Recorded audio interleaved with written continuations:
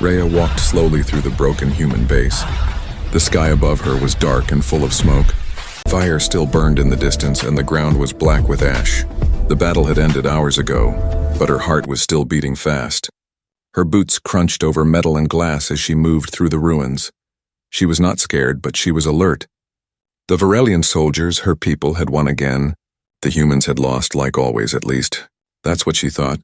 Then she smelled something strange. It wasn't the smell of smoke or blood or burning wires. It was warm, rich, and alive. It didn't smell like her people, it smelled human. But not like other humans, this scent was different. Her head turned, eyes narrowing. She took a slow breath, then another, and her heart skipped a beat. Her body reacted before her brain did. A strange heat ran through her arms, her chest, her stomach. Her breathing became uneven, her skin tingled. Why? Why was this happening? She took one more step and then she saw him. He was hiding behind a broken wall. A young human soldier, maybe her age, maybe older. He was wounded, blood on his leg, a cut on his face, but his eyes were sharp, and he held a small weapon in his hand. He didn't shoot, he just stared at her and she stared back. Rhea's training said one thing: kill all human survivors. No mercy, that's what her father always said. That's what her teachers taught her. That's what her people believed, but her hand wouldn't move. Her blade stayed down by her side, she had power in her arms. She had fire in her heart, but now, everything inside her was quiet, confused. That scent, his scent, was pulling her heart away from logic. Her legs felt weak and she didn't understand why. The human looked at her with pain in his eyes, but also calm. He didn't speak, didn't beg, didn't move. He just watched her with steady eyes. And that made it worse. Why wasn't he afraid? Why wasn't she attacking? She took one slow step toward him. He didn't run, he didn't even lift his weapon. Then, for a second, their eyes truly met and something inside Rhea broke open. It wasn't pain. It wasn't fear. It was something warmer, softer, something she had never felt before. She looked away, heart pounding in her chest like thunder. What was this? Why was her body reacting like this? She heard voices behind her, 2 Varelian soldiers walking nearby. Area clear, one of them said. No survivors, said the other. Rhea turned quickly, stepped in front of the broken wall. She nodded at the soldiers. All clear here too, she said calmly. The soldiers passed by without looking. She waited until their footsteps faded. Then she turned back to the human. He was still there. Still watching her, he whispered, "You should have killed me." His voice was soft, low, not angry. Rhea looked at him and said nothing. She didn't know what to say. She didn't even know what she felt. This was wrong, this was dangerous, this was forbidden, but still. She didn't walk away, she didn't lift her blade. She didn't call for backup. Instead, she looked at him one more time. And the heat inside her grew stronger, not painful, but powerful. Like a spark had entered her chest and refused to leave. She turned away at last, walking back into the smoke. But her steps were slow, heavy, unsure. Her fingers touched her chest. Her heart was still racing. What did I just feel? She whispered to herself. Then she said something even softer. Something no Varelian had ever said before. Why does my body feel like this? The next morning, Rhea came back. She told herself she wouldn't. She told herself it was a mistake. But her legs moved on their own. Each step felt heavy and wrong. Yet her heart pushed her forward. The sun was hidden behind thick gray clouds, and smoke still floated in the air. The battlefield was quiet now, too quiet. Most soldiers had returned to base, only she stayed behind, pretending she had more to check. But in truth, she came for him, the human. He should have been dead by now. Alone, wounded and hunted, no human could survive long. But when she reached the broken wall, her breath caught in her throat. He was still there, barely awake, leaning against the stones. His eyes opened when he heard her footsteps, and he smiled, even though his lips were dry and cracked. "You again," he whispered. "Thought maybe you'd changed your mind." She didn't smile, but her heart reacted to his voice. It was strange, warm, like something alive inside her chest. "Why are you still here?" she asked quietly. He gave a short laugh. "Couldn't walk, remember?" He pointed to his leg, blood still soaking the cloth. "I guess I'm waiting to die," he added. Eyes closing for a moment, Rhea knelt beside him. Her armor creaking softly, She reached into her belt pouch and pulled out a water capsule. He stared at it in disbelief. "Are you offering that to me?" he asked, blinking slowly. She nodded once, not meeting his eyes. He took the capsule with shaking hands, drank it, and sighed deeply. "Didn't know aliens had kindness," he said. Voice low. "We don't," she said quickly. Almost too fast, her face turned red, and she stood up again. He looked up at her, studying her carefully. "I don't know your name," he said. "You don't need it," she replied.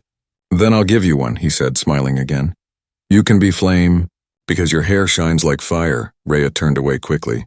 Her face burned hotter than ever. Flame. No one had ever called her that before. Not even her family. She cleared her throat, trying to sound cold. "You're lucky I didn't kill you," she said. He nodded. "Yeah, but I'm starting to think you won't." She froze. He was right, and that scared her. Why couldn't she do it? Why did her hands freeze every time she raised her blade? Why did her stomach flutter when he looked at her? Why did her legs feel weak when she heard his voice? This was not normal. This was not how a warrior should feel. Rhea stepped closer and looked down at him. "What's your name?" she asked before she could stop herself. "Kai," he said simply. "Human soldier left behind." Apparently charming enough to stay alive, she didn't laugh. But her lips moved just a little, he noticed, and his eyes sparkled with amusement. The wind shifted, and again she smelled that scent. His scent, it wrapped around her. Gentle and wild. It made her blood move faster, made her heart thump louder. Her skin felt tight, her throat dry. She had never reacted this way to anything, not food, not battle, not fear, only him. "You should go," she said finally, voice rough. "I can't," he replied. "You know that." "Then you'll die here," she whispered. "Maybe," he said, "but at least I won't die alone." That sentence hit her like a stone. Her eyes widened, her breath stopped. What did he mean? Why did it feel like he was speaking to something inside her? "Don't say things like that," she said sharply. "Why not?" he asked. "You're the only one I've seen in 2 days who didn't try to kill me." She looked away, confused, afraid, not of him but of herself. She couldn't let her soldiers find him. They would kill him without asking questions, and they would report her for hiding a human. That meant punishment, maybe death, but still. Her heart said one thing only: protect him. She reached out almost without thinking, and touched his arm. He flinched, surprised by the gentle contact. Her fingers were cold but steady.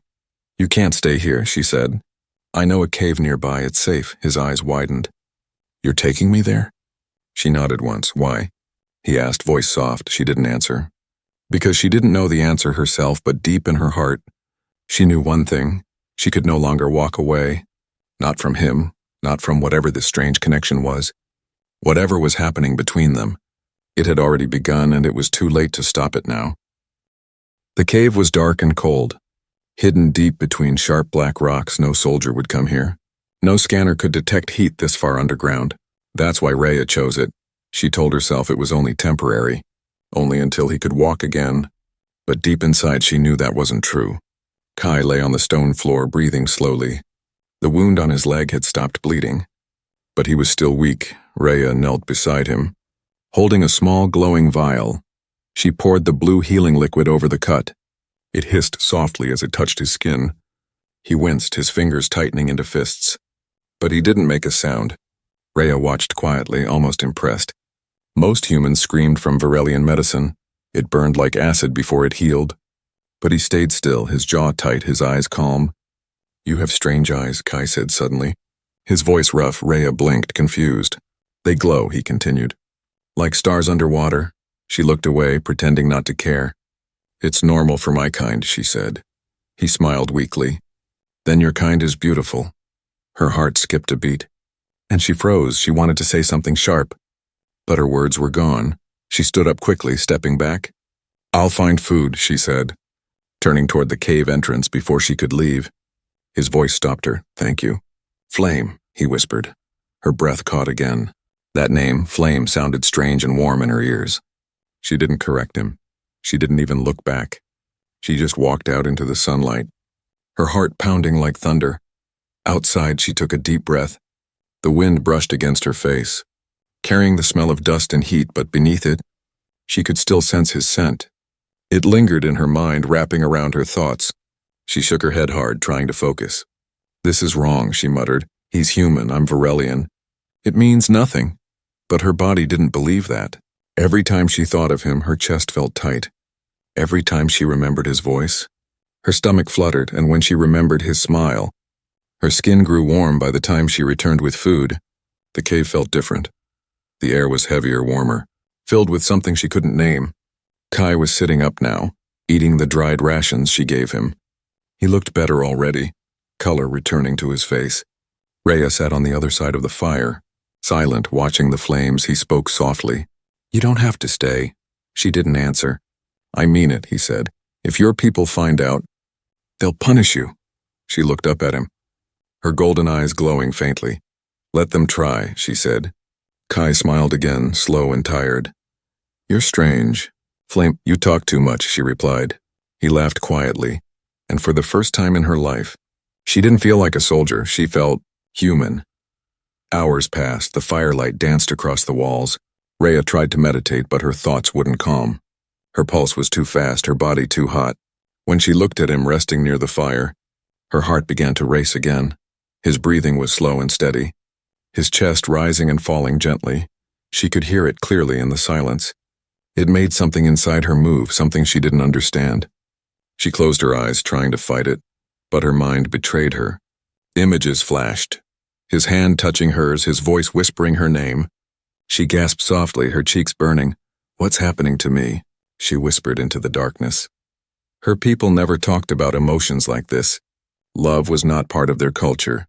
Bonding was for breeding, not for feeling. But this was different. It wasn't a command, it wasn't logic. It was a pull, something deep and wild. A noise made her look up. Kai was awake, watching her quietly. "Couldn't sleep?" he asked. Rhea shook her head, trying to hide her face. "You should rest," he said gently. "You've done enough." "I don't get tired," she lied. He smiled. "Then why are your eyes trembling?" She didn't answer. He reached out slowly, his hand stopping just before touching hers. "I won't hurt you," he whispered. Something in his voice, soft, warm, honest, broke the wall around her heart. Her hand moved without thought. She let him touch her fingers. The moment his skin met hers, everything changed. A wave of heat rushed through her body. Her eyes widened, her breath caught. It was like energy flowing between them, electric, real, alive. She wanted to pull away, but her hand stayed. Kai felt it too, his eyes widening in shock. "Did you feel that?" he whispered. Rhea pulled her hand back quickly, standing up. "Don't touch me again," she said, her voice shaking. He nodded slowly, but his eyes stayed on her face. Rhea turned away, hiding her trembling lips. Her whole body was burning, her heart beating too fast.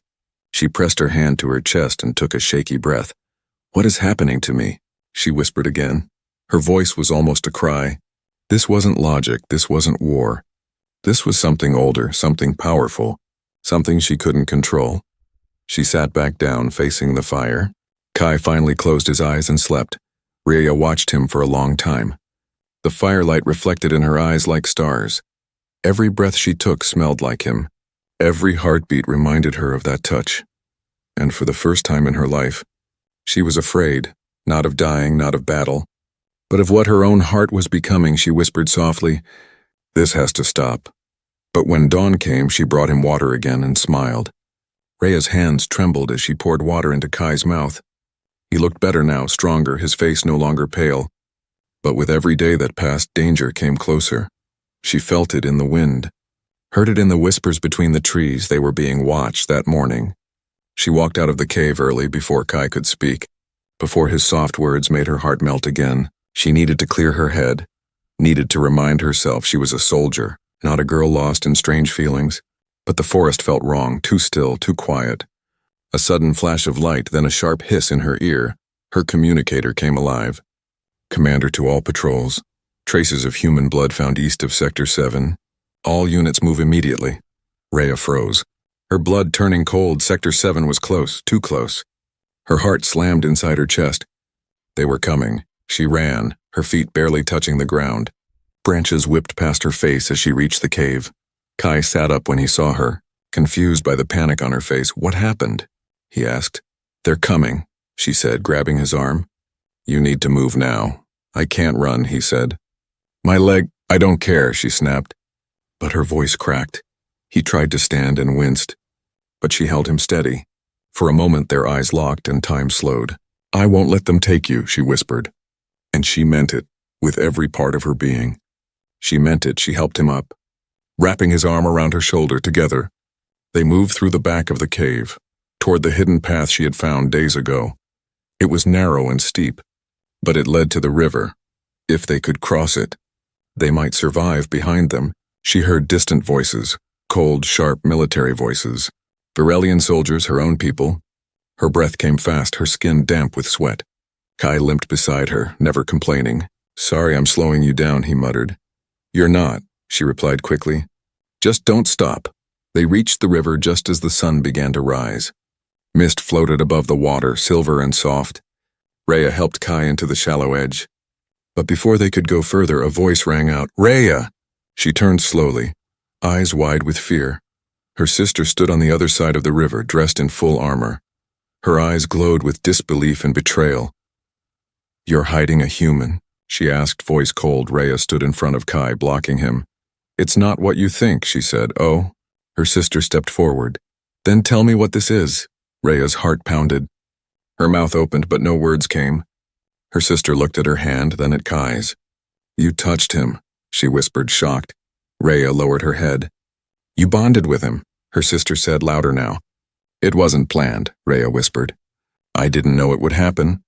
Her sister laughed bitterly. "You always were different, but this?" "He's not like the others," Rhea said, stepping closer. Her sister's hand moved toward her blade. "Then you'll die with him." Before she could draw her weapon, Rhea rushed forward. The two sisters clashed at the edge of the river. Blades out, sparks flying. Kai watched from the water, helpless. "Rhea!" he shouted, but she didn't hear. All she saw was her sister's face, full of pain and fury. "You're one of us," her sister cried. "I don't know who I am anymore." Rhea screamed back. Their weapons met again and again. Until finally, Rhea's blade touched her sister's throat, but she didn't strike. She froze, breathing hard. Tears burned in her eyes. "I won't kill you," she whispered. "Even if you hate me." Her sister stared at her, chest rising and falling fast. Then she stepped back, blade dropping. "Run," she said quietly. "What?" "Run before I change my mind." Rhea didn't wait. She grabbed Kai's arm and helped him across the river. Behind her, her sister watched, eyes full of pain. But she didn't follow. Hours later, they stopped beneath a large tree. Far from the cave, Kai collapsed beside the roots. Breathing heavily, Rhea sat beside him, arms around her knees. Silence wrapped around them, heavy and full. "You fought her," Kai said finally. "She's my sister," Rhea replied. "And I almost killed her." "But you didn't." "No," she said, looking up at the sky. "Why are you doing this?" he asked softly. Rhea turned to him, her eyes glowing faintly. "I don't know," she whispered. "But when I'm near you, I feel something I've never felt before." He reached out, brushing her hair from her face. "I feel it too," he said. She closed her eyes, letting the moment wrap around them. But inside, she knew this peace wouldn't last. They were running, and the entire Varelian force would come next. They moved by night through low brush and broken paths. Rhea held Kai close when the wind grew sharp, guiding him with quiet hands. Her body was tired, but her mind would not sleep. Every sound made her jump, every shadow looked like soldiers. She kept thinking of her sister's face, angry, confused, and then strangely merciful. That mercy had cost them time, and time was dangerous. They stopped at an old ruin where roots wrapped around collapsed stone. Kai leaned against a fallen column, breathing hard, his legs swelling. Rhea searched their small pack for bandages, water, anything that could help. Her fingers trembled not from cold but from fear, from the truth that she was breaking the rules of her people. If the hunters found them now, there would be no plea that could save them. "Rest," she told him softly. Voice low, almost a whisper. He closed his eyes and nodded, trusting her in a way she had never seen from anyone before. She watched him sleep and wondered how a human could be so quiet in the dark. Her heart moved like waves, sometimes calm, sometimes crashing. She touched the scar on his hand from an old fight, and the memory of his smile warmed her. The next morning they heard the horns, a low call that rolled through the trees. Rhea's skin prickled as the sound came closer, heavy boots shaking the ground. Hunters, many and fast, were on the trail. She pulled Kai to his feet, eyes sharp now. Training taking over her fear. "We must split," she said, thinking fast. "You go left, I will draw them right." "Then meet by the ridge," Kai protested. But she clenched her jaw. "No questions, move," she ordered. And he moved because he trusted her more than he should. She stepped out into the open, armor bright against the dull earth drawing attention. A dozen hunters saw her and shouted, their weapons coming up. Rhea ran, heart burning, leading them away. Every step loud with purpose, she darted between trees and leaped over fallen logs, feeling the hot ache in her lungs. They followed, yelling orders, their blades flashing like cold teeth. She reached a narrow pass and turned, ready to fight to the last breath. The first hunter reached for her, blade raised, but she moved like water and cut him down. Her training took over, muscle and memory guiding each strike. She felt nothing but action, the world narrowing, her sword a clear path. But between the strikes, her mind kept returning to Kai's face, to his laugh, to the way he called her flame. Could she keep killing and still hold him safe inside her heart? She wondered. A second hunter came at her with a net. Trying to trap her and end the chase, Rhea leaped aside and the net whooshed past. Catching a bush instead, she used the moment to roll and strike. Knocking the hunter down, her breath came hard. Eyes bright with the heat of battle, she heard more shouts and realized some hunters had split the path.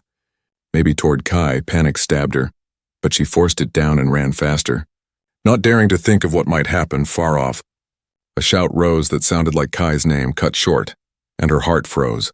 She expected horror, but then a small cheer answered, and relief washed through her like rain. He had found a path and escaped the trap, she thought. But later she learned it was not empty luck. Her sister had appeared behind a line of hunters, blade raised, eyes wild, and she had turned the hunters away with force. Then she had vanished into the trees again, refusing praise, refusing to join Rhea. When the last hunter fell and the forest grew quiet, Rhea breathed for the first time in hours. Blood stained her hands and armor, but she tasted nothing. Only the iron of fear and relief mixed in her mouth. She listened for Kai's steps, and soon he came, leaning on two small saplings, smiling despite the pain. "You were brilliant," he panted, pride shining through the pain. "You fought like a legend," she laughed, the sound sharp and sudden. "You would have died if I hadn't," she said. Though she knew the truth was both simpler and deeper. She had fought to keep him alive because she could not let go of him. They walked until night, until the stars looked thin and cold above them. Rhea wrapped fresh cloth around Kai's leg, and they shared the small meal she had kept for emergencies. He watched her face in the firelight, and his look held something like worship and wonder. "Why do you risk so much for me?" he asked quietly, voice almost a prayer. Rhea looked away, her chest heavy with unsaid words. "I don't know," she admitted, the truth raw and small. "Maybe because you made me feel something that scares me more than dying." Kai reached for her hand and she let him, though a small part of her wanted to pull back. His fingers were warm and the touch sent a bright, trembling light through her. "Then don't hide it," he said, simple and honest. "Whatever it is, it's not wrong to be human about it." She smiled sadly. "My people do not have that luxury," she replied. "We do not speak of soft things, only of duty." He squeezed her hand and said, "Then let us make a different duty, one that keeps both of us alive." They slept back to back under the old ruin. Protected by stone and roots, Rhea kept watch half the night, eyes scanning the dark, sword close at hand. She thought of the council and their laws, of the story of ancient bonds that must be controlled, and she felt their weight like a chain around her chest. If the elders found out, they would tear them apart, not out of vengeance but out of fear. Fear of change, fear of what two different souls could create. Morning came soft and gray and they rose to move again. Hands tight for a moment before letting go, Rhea whispered, "We fight for the forbidden now," and Kai answered with a smile. "Then I choose to fight with you." They walked on together, each step a promise and a risk, and the world around them seemed to hold its breath, waiting to see if love could survive in a place built on war. The desert stretched wide under a quiet sky. The sun was low, painting the sand in gold and fire. Rhea and Kai stood at the edge of a dry cliff, wind brushing past their faces like breath from another world. They had made it through the forest, through the hunters, through blood and fear, but the real change had just begun. Below them was a hidden valley untouched by war. Old ruins sat quietly between rocks and shadow. Rhea had read about this place in forbidden records. a place of ancient bonds, where old Varelian couples once came to seal their union. Her people didn't believe in love anymore, only control, only logic, but the ruins still remembered, and now, so did her heart. Kai stumbled as he walked, tired and weak. Rhea caught him before he fell, her arms strong and sure. "You always catch me," he said, smiling up at her. "Maybe I like saving you," she whispered, her voice soft like wind through dry leaves. They reached the ruins just before the sky turned violet, inside one of the old stone halls. Rhea laid out a blanket and helped Kai sit. The air was dry, filled with dust and memory, but it felt safe. It felt like it was waiting for them as night came. Rhea built a small fire with old wood. She sat beside him. Silent for a long time, Kai watched her, eyes filled with questions, but he didn't speak. He waited. Finally, she said, "Something's happening to me." He nodded slowly. "To me too. My body feels strange. Not just warm, but like something inside is waking up," she said. He reached for her hand, and this time she didn't pull away. "Maybe it's the bond," he said, her breath caught. The word felt heavy, powerful, real. Rhea had heard of it in whispers, in old warnings. Varelians could bond with another, soul to soul, but it was rare, sacred, and dangerous, especially if the bond crossed species. It had happened once before, many generations ago. And the council had erased the records, afraid of what it meant. "I think it started the moment I smelled you," she whispered. Kai smiled gently. "Most people would call that weird." She laughed just a little. "Your scent, it woke something inside me," she said, looking into the fire. "And when I touched you, it grew stronger." He nodded. "I felt it too." Flame. Her heart fluttered at the name again. It was his name for her. And it burned softly in her chest like hope.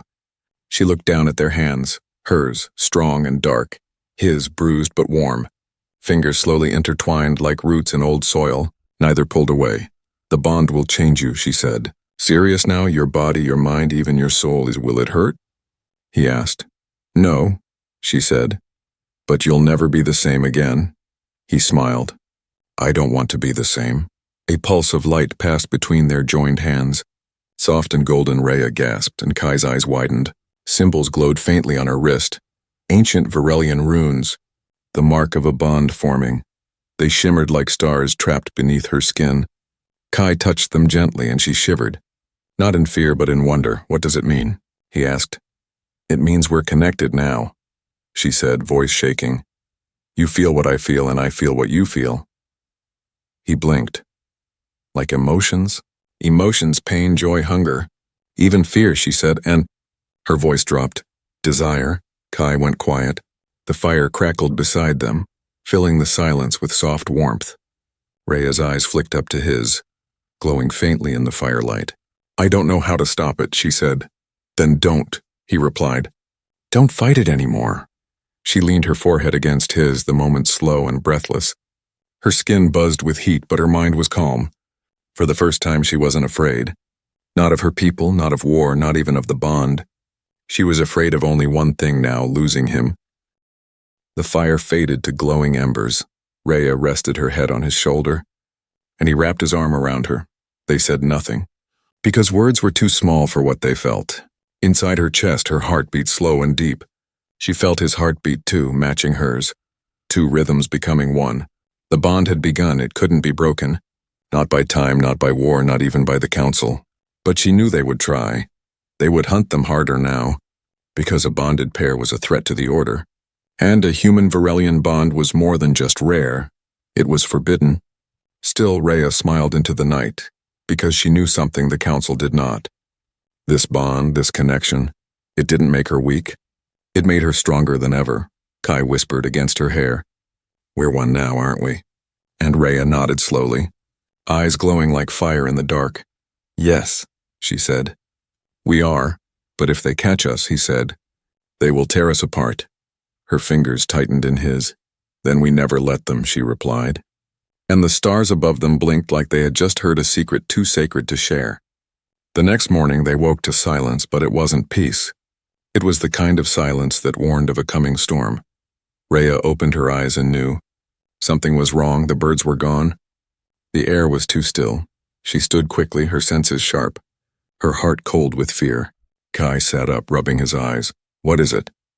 he asked. She didn't answer right away. She stepped outside the ruins and scanned the horizon. Then she saw them, figures moving in the distance, tall, armored, glowing with Varelian blue light. Dozens of them soldiers. They've found us, she said quietly. Kai stood beside her, no longer weak, no longer afraid. He looked at the army coming their way, then looked at her. Do we run? Rhea shook her head. They'll chase us forever, she said. This ends today. By midday they were surrounded. The sky turned gray as ships landed in the dust. The ground shook under the boots of soldiers, and in the middle of them all stood a tall figure, Rhea's father. The High Commander, his face was carved in stone. No emotion, no warmth. He stepped forward, his eyes burning. You broke every law, he said. You disobeyed orders, hit a human, and bonded with him. Rhea stood tall. Kai beside her. I followed my heart, she replied. There is no law stronger than that. The commander's hand rose, signaling silence. Then he looked at Kai. You, human, he said, you do not belong, but you have been chosen by my daughter. That means you must die, or she must kill you. Gasps filled the air. Even among the soldiers, Rhea's blood turned to ice. What? She whispered. It is the only way, her father said. To restore honor, kill him and you may return, spare him, and you will be cast out, no name, no people. No protection. The world stopped moving. Time stretched thin. Kai stepped forward, face calm. I'll do it, he said softly. I won't let her suffer. He turned to Rhea, touched her face. This isn't your fault, he whispered. I knew the risk. She grabbed his hand, eyes wide with pain. No, she said. No. Don't you dare. You think I care about their laws? I care about you. She turned to the soldiers, to her father. You want me to choose? She shouted, Fine. She reached for the blade on her back. Everyone stepped back. The air tensed. The High Commander raised his hand again. Rhea stepped toward Kai. Blade in hand, he stood still, trusting her even now. He trusted her. She raised the blade. The crowd held its breath, then she turned and stabbed the blade into the ground. No, she said. I will not kill him. I will not kill the only person who made me feel alive, cast me out, erase my name, but I will walk away with my heart. The crowd erupted, shouting, confused, angry. But then something strange happened. The mark on her wrist, the bond, glowed brighter than ever. So bright that the sky itself dimmed. Rhea's body lifted slightly off the ground, and Kai's did too. They glowed together. Bound in light, a deep ancient hum filled the air. Old symbols lit up in the stones around them. The ruins recognized the bond. The earth itself seemed to answer. And the soldiers stepped back in awe. The High Commander's eyes widened. He had seen this before in old forbidden texts. A bond like this wasn't just rare, it was sacred. Protected by a law older than the council, older than war. He lowered his hand slowly. Let them go, he said, but a general started to protest. Let them go, he repeated. No one touches a sacred bond, and just like that, they were free. Rhea turned to Kai, her heart light and full. He reached out, still unsure. Did that just happen? He asked. She laughed through her tears and nodded. Yes, she said, it did. They walked past the soldiers. No one stopped them, no one dared. They walked into the desert together. No more running, no more hiding. Just two souls bound beyond rules, beyond blood, beyond war. That night, under the stars, Kai whispered, What now? Rhea smiled, laying her head against his chest. Now, she said, we begin.